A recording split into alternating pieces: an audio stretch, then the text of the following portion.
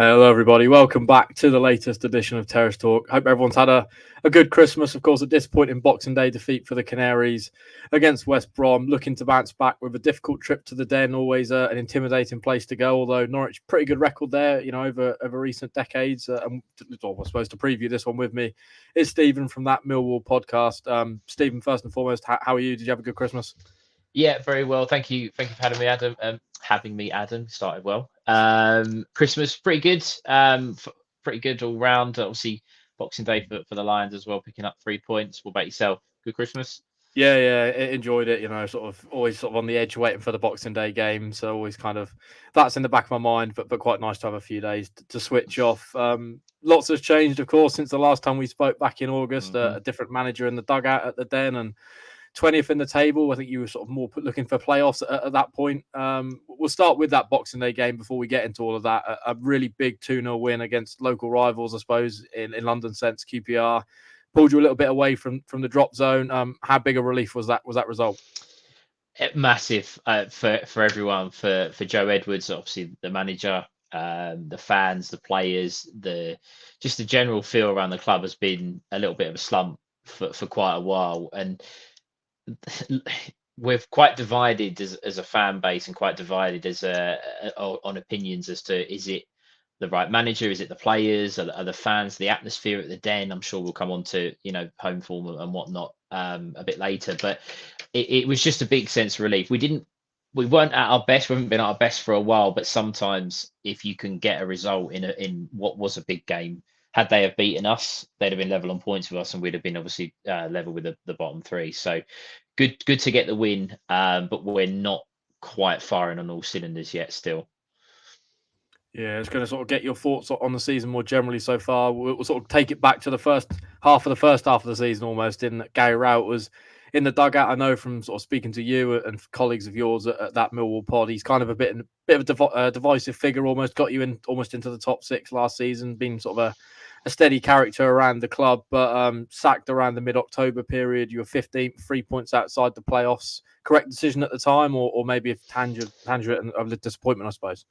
Well, interestingly, it wasn't actually that he was sacked. It was a mutual agreement that Rowett went, and I think the writing was on the wall. Funny enough, at the return fixture at Carrow Road, there was an incident where the fans started to chant towards him. He sarcastically clapped us back after the chant and made comments after the game. And at that point, Millwall's not the sort of club you can really get away with that, to be honest with you. And the kind of writing was on the wall, but he'd done a great job. I'm not going to sit here and slag him off. He'd done a fantastic job up until this season, but I think he felt it was the right time to go. The club felt perhaps it was the right time to make the change. And I mean, hindsight's a wonderful thing. We were doing okay, weren't really pulling up trees, but since Joe Edwards has come in, England under 20 coach, a completely different direction for us. And whilst, again, as I said, we're a little bit divided. Some people thought it was a great idea to go down a different route. Others may have gone with a little bit more of an experienced head. And ultimately, Edwards is working with players not only of Gary Rowett's, but also Neil Harris, who was manager 4.5 seasons ago. So I think it will take time. Personally, I think Edwards is someone that we might need to change kind of the dynamic at the club. But it's been a very, very tough start for him, and the win on Boxing Day certainly relieved a little bit of pressure. Yeah, just 2 wins in 9 so far for Edwards. Has he kind of been received by the Millwall fans? We've spoken there about kind of the extended period, I suppose, that Rowett was in charge, a different manager in the dugout. Has he maybe changed the playing style or the approach of Millwall? He's trying to. You can't teach old dogs new tricks. Kind of springs to mind a little bit. Some of our players are embracing perhaps a little bit of a change, but there's a lot that, should we say, are good at what they were brought in to do under a different manager, but when you ask them to do something else, it's a little bit tricky. So there's hints of, I think there are shoots of and hints of improvement, and the playing style is getting a little bit better. But again, he's working with a squad of players that he hasn't brought anybody in. Obviously, when you come in mid season, you won't bring in any players, but he's working. He's trying to find a way to play a different system with players that might not be quite suitable for it. But we are slightly improving. Yeah, with kind of the second half of the season now on the horizon, where's the aim and expectation, I suppose, for the rest of this campaign? I know sort of back in August we were speaking, and maybe it's sort of looking towards trying to get in them playoffs again, which you just missed out on last season. It's not really transpired that way. It looks quite a long way off now. Is it just purely staying up, or do you feel you're sort of more capable of a mid-table finish? I think staying up is key. I don't think I've tried not to be one that was necessarily going to think we are going to be relegated. I think it was getting to the point where my mind was starting to think, results are going on. We're not picking up points, and we're getting closer. I think staying up is key. It's key for Edwards, because I think you'll see under him, given the opportunity at this level, perhaps next summer, a completely different Millwall than what anybody has seen for a while. I think he will really come in and rejuvenate the squad and the playing style. He just needs the opportunity to do it. So we should be capable of finishing mid-table and perhaps a little bit beyond. But personally, I think stay up, get through this tricky period, and reevaluate next summer. Yeah, it feels like home form could be quite key in turning that sort of form, I suppose, into the second half of the season. You're 22nd in the league table based on home form, just 3 wins out of 12 so far. The Den's always been sort of a really difficult place for away teams to go. I know when Norwich turned up sort of last March, I think just one team had beat Millwall at the Den at that point, and Norwich went and won that day, and it felt like quite a big result. But this season, maybe less of a happy place to be for Millwall. What's gone wrong in terms of the home aspect? Is the atmosphere changed, or is it less intimidating? Maybe what's kind of the underlying reasons for that? It's interesting. You said at the start of the show the intimidating place that's the Den, and it's just not that. It's just not that way anymore. There's a lot of talk about the supporters, that the older generation, are perhaps it's the changing of the guard, and the newer breed of supporter or the newer breed of fan that are coming in, and not the same as what we've been used to over the last 10 years or so, 15 years, and beyond that.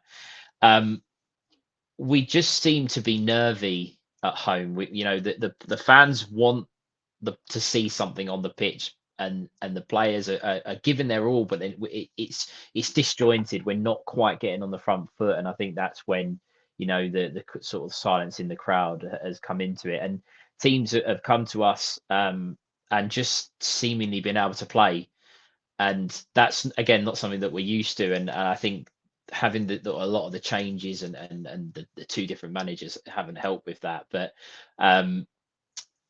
Norwich have a very good record, I think, coming to the Den. I think 2017 may have been the last time we beat you at home, but even at your place as well, we've even better record. So I think tomorrow will be interesting, because I don't think Norwich will turn up and have that intimidating atmosphere. We're going to have to really try and up our game to make that happen. Yeah, key men maybe from a Millwall perspective for this game. Who's been the star man so far this season? I think last year it was pretty obvious. It was Zian Fleming. We spoke about him quite a lot in sort of the reverse one of these back in August, and you sort of mentioned someone like Casper De Noor. I think he was playing quite well at that point. A lot of them are stalwarts in the Millwall side that's been around for quite a while. The likes of Saville, Wallace, Cooper. Who's been kind of the star performer so far this campaign? Well, the two you mentioned, Fleming and De Noor. De Noor's injured, so he won't be in the team tomorrow. And Zian Fleming was dropped on Boxing Day. He come on for 20 minutes, so I don't know if he will be in the starting 11 come tomorrow. So kickoff. Our star players at the moment, I would say, on the right hand side, Brooke Norton-Cuffy. He's on loan from Arsenal. He's kind of converted from a fullback, wingback, and we're playing him further up the field, and he seems to have embraced that role. Very, very good on the ball. Perhaps quite young and raw, but an exciting player. We've got and on the other side, a young Irish lad we signed last season, Idamoa Maku, who again full of pace, full of energy, again raw, but someone that can get you off your seat. And perhaps at the back, Ryan Leonard. someone who's been at the club for a while, someone I'm a big fan of. Again, it very much divides opinions, which is the reoccurring theme, but he can play in many positions, and he's probably been our best player this season. Very, very strong at the back, playing at right back. So I believe, if I'm right, that your one of your wingers was sent off on Boxing Day. So whoever's up on that left-hand side, it'd be a good battle between whoever that is and Ryan Leonard. Yeah, Boharsine sent off Mm. against West Brom. He's kind of just about hit his peak of form kind of so far for Norwich. He's broke into the squad and felt like maybe the sort of player Norwich would need heading to the Den, and of course suspended now. So that's a bit of a blow. And with that, going to try and get some of your thoughts on the Canaries. I know you've got a few friendship ties to Carrow Road and Norwich. So you've probably sort of been looking in a little bit and know a little bit more maybe than the average Championship fan. What have you made of it so far from afar? Of course, David Wagner's come under pressure at different points. That's eased a little bit now, given where the upturn of form has kind of been around sort of in, well, sort of the November period, December period. So what have you made of it so far? Well, it's unfortunate having a very good friend of mine, Tom, who's a Norwich fan, and you beat us pretty much every time we go. So I have to put up with a lot of stick, whether it be at Carrow Road or the Den. I do perhaps know a little bit more. We sort of look at each other's results and know what's going on at the club. And Johnny Rowe scored against us, I believe, at Carrow Road, having a great season. I think he scored in the derby as well. So again, someone who's scored a lot of goals, who looks pretty good. Gabriel Sara, again, someone who I think scored quite the goal at the Den last season, and perhaps someone who could play at the next level. The other one that's interesting for us is that you've got our reserve or our goalkeeper on your bench in George Long, who if Angus Gunn could pick up an injury between now and tomorrow, that would be fantastic for us, because we'd all like to see George Long in goal. But that Norwich it's been a strange season. As I said before we come on the air, around the time that Rowett left us, there was a lot of pressure on Wagner, and that all the signs, the writing was on the wall for him. He was pretty much going to be out the door. And whilst I think performances, from what I understand, haven't been at the level that perhaps the Norwich fan base would like, when you're winning games and picking up points at difficult places, that's really what you need to do to try and get yourself in a position to jostle for the top six, perhaps second half of the season. So it'd be an interesting game. As I say, I think one defeat in probably 6 or 7, you might be able to correct me on that for you guys. And that was against West Brom, who are one of the favourites now to make the top 6. So Norwich look to be pulling in the right direction, and it'd be a tough, but a good way to end 2023 for both teams. Yeah, I think it's one defeat in 8, so it's pretty good patch of form there. If you take away the West Brom game, albeit that was played for sort of 60-70 minutes with 10 men, so there's a few caveats on that one. You mentioned George Long. Just intrigued to get sort of what reaction you think he'll get from the Millwall fans when he comes to warm up tomorrow, unless of course there is an injury to Angus Gunn and he has to start. I can imagine it's probably not going to be an overly positive one. No, he got some pelters at Carrow Road when he was warming, because the way where obviously the away fans are based there, he was quite close to us when he was warming up. So obviously tomorrow the Norwich goalkeepers will be warming up in front of the Norwich supporters, so he won't necessarily be anywhere near the home fans. But I was asked by a couple of Norwich fans what Long was like. We gave fair warning, shall we say, as to our thoughts and how he was as a goalkeeper. As I said earlier, if Angus Gunn can pick up an injury, we'd be delighted to see George Long in the starting 11. But I don't think that. I think at the end of the day, he wasn't happy that he wasn't number one, or his number one spot was going to be taken off of him at Millwall, and he was happy to go and sit on the bench with you guys. So maybe there was more to the story than just that, but he probably won't be getting a good reception from any of the supporters that he may come into contact with. Yeah, he's not an overly, I think, liked character in terms of the goals he conceded so far from Norwich City fans. Not the best start to a career at Carrow Road.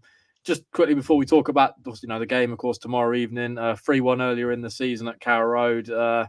Johnny Rowe, you mentioned, I think that was sort of one of the goals. It sort of started off his run of 5 in 5, I think it was, in the Championship. A pretty prolific start to the campaign. Any memories from that game at all, or sort of how you thought Millwall played on that given day? We were poor. I think, in all honesty, I think if I'm right, I think he went in 2-0 up at half time and then got the third early in the second half. If you'd have actually bothered in that second half to press home the advantage, it could have been 5, 6, 7. It was a bad day for us. It's one of those where early season you kind of go to places, and as I said earlier, our record at Carrow Road is pretty poor, but you go there early season, everyone's kind of figuring out their patterns of play, and you kind of think, okay, let's go and give a good account of ourselves. But we certainly didn't do that. It was for us Amaido Amaku's first goal in English football. He scored late on, and as I say, he's now finding his way a few more opportunities in the team. We're hopeful. He started on Boxing Day. He was man of the match on Boxing Day, so we're hopeful that he'll get an opportunity again. But it's a different Millwall side in the sense we're under new management. I don't necessarily think we'll play how we did at Carrow Road. I don't think we'll play as poorly as we did at Carrow Road. But what that actually means in terms of how much further forward we can get up the pitch and what level of performance we'll get, I don't know. But I think we'll certainly hopefully from our point of view, see a better performance and maybe get a little bit closer to you and try to cut off a little bit of the space. We give you too much space. And as I say, I think Sarr in the middle, probably one of the better midfielders in the division. You give players like that time and space, and they're gonna pick you apart. Yeah, you're talking there about picking apart. It feels like maybe there's a little bit more sort of pessimism amongst the Millwall fans at the moment. So just intrigued to kind of get your thoughts and feelings on the game and a score prediction. I think Millwall just 1 win in the last 13 against Norwich, so it's not a particularly sort of almost a bogey team, I suppose. That's Norwich are kind of used to that with teams like Fulham. I think they've got an awful record against, but Millwall sort of tend to struggle against Norwich, don't they? Yeah, and as I say, when you've got a best mate who supports the team that keeps beating you every time you come up against them, it's not really ideal. Tomorrow, it's the end of 2023. Whilst we got close to the playoffs last season, blowing it in the fashion that we did, has left a sour taste for everyone involved at the club. We had our chairman sadly pass away over the summer as well. So this year's been a bit of an indifferent year for us, and we'll be looking to end it the right way. Norwich come in reasonably good form. We have a poor home form, and again, it's something that needs to be addressed relatively quickly. I would love to come on here and on our show on That Millwall Pod. We try to be as positive, and you never want to go against your own side. But I'm struggling to see us perhaps picking up 3 points tomorrow. I think it'll be a 2-2 draw. I think there'll be goals, but I can't see the deadlock really being broken on either side. Perhaps getting a result. I think we will be buoyed on from a win against QPR, but I don't think it'll be enough to get 3 points. Yeah, it's certainly going to be a difficult test for Norwich, and probably a different test to what they faced in recent weeks. It feels like they've sort of played teams at the bottom maybe and scraped through just enough quality to beat them. So going away to Millwall, it's always difficult, irrespective of kind of the difficulties that Millwall are under at the moment. Just round off the show, Stephen, just want to plug That Millwall Podcast and where Norwich and Millwall fans can find the content. Yeah, absolutely. So at That Millwall Podcast on Twitter, YouTube, TikTok, Instagram, we're across the whole lot. Obviously, this show will get it shared on all of our platforms and things like that. But any info, we did a live show on YouTube. First part was really talking about the QPR game. The second part we touched on Norwich. So if anybody wants to hear our thoughts on the game tomorrow, check us out. But safe travels to the Norwich fans travelling tomorrow. I hope, might get a few pelters from your fans. I hope that the journey back isn't as good as the journey there, but I'm sure it'll be a good game for anyone that's attending, and finish off, as I say, 2023 with hopefully a good game of football under the lights. Yeah, let's hope so. That would be a pleasurable experience for both if we get a good game, irrespective of the result. We'll plug all the channels down below, so you can head over and hear the thoughts of the Millwall guys there ahead of this big game under the lights at the Den. Stephen, really do appreciate your time this evening. Giving your thoughts and feelings there from the Millwall camp. Norwich know it's going to be another difficult test. They really need 3 points to bounce back, of course, after that disappointment at West Brom, and try and close that gap a little bit more, maybe to the top 6, heading then into January, and hopefully what will be a really good 2024 for Norwich, and of course for Millwall fans watching. Hopefully you guys get a good 2024 as well. So we'll round off there. Thanks for watching, and we'll see you at the Den.